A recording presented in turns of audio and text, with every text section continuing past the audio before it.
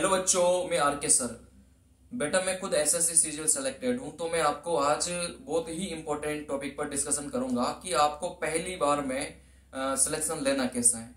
देखो, कोई सा भी कॉम्पिटेटिव एग्जाम हो, चाहे वो आपकी रेलवे की परीक्षा हो, चाहे वो एसएससी की परीक्षा हो, चाहे आपका कोई सा भी कॉम्पिटेटिव एग्जाम हो, अगर आपको पहली बार में सिलेक्शन लेना है तो कुछ बातों का आपको ध्यान रखना पड़ेगा।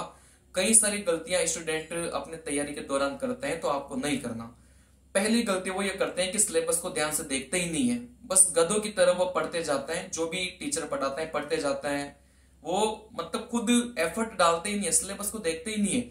सबसे पहला काम आपको ये करना है कि आपको अपने पुराने सालों के क्वेश्चंस पेपर उठाने हैं।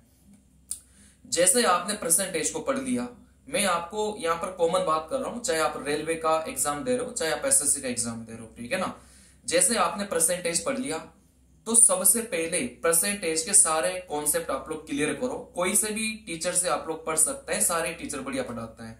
चलिए देखो, इसके बाद आपने कॉन्सेप्ट क्लियर करने के बाद में आपको क्या करना है कि उस पर्टिकुलर एग्जाम के आप प्रीवियस ईयर के क्वेश्चन उठाओ। जैसे आप रेलवे की तैयारी करते हैं तो आप लोग रेलवे के प्रीवियस ईयर के क्वेश्चन उठाइए।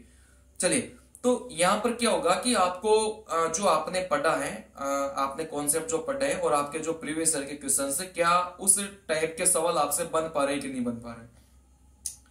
अगर आपसे उस टाइप के सवाल नहीं बन पा रहे, इसका मतलब आपके कॉन्सेप्ट ढील है, आपको मेहनत करने की आवश्यकता है।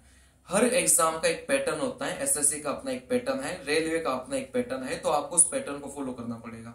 अगर मैं यहां से बात करूं तो रेलवे के अगर पुराने सालों के सवाल आपने बढ़िया से बनाए हैं, सारे सवाल के कॉन्सेप्ट आपको अगर पता है, तो मैं गारंटी के साथ बोल रहा हूं आपका एक भी सवाल नहीं छूटेगा।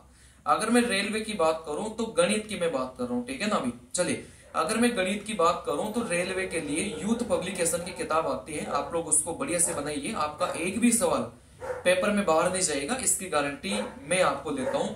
और यहां पर मैं बात करूंगा तो टेस्ट सीरीज आपको ज्वाइन करते हैं टेस्टबुक.com से, और 2 टेस्ट आपको देने ही देने एक वीक में, ठीक है ना। चलिए, अगर मैं एसएससी की बात करूं तो किरण प्रकाशन की आपको किताब आती है। अगर गणित की बात करूं तो गणित की किताब आपने किरण वाली लेके रखी है एसएससी की, तो उसके बाद आपको कुछ करने की आवश्यकता नहीं पड़ेगी।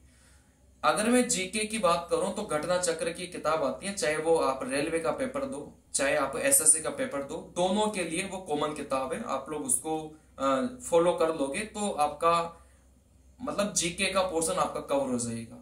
अगर मैं रीजनिंग की बात करूं तो रीजनिंग के लिए आप अगर एसएससी की तैयारी करते हैं तो आपको किरण की किताब लेनी चाहिए। उसमें सारे प्रीवियस ईयर के क्वेश्चंस चैप्टर वाइज आपको लेने हैं, तो बढ़िया से आपका क्लियर हो जाएगा।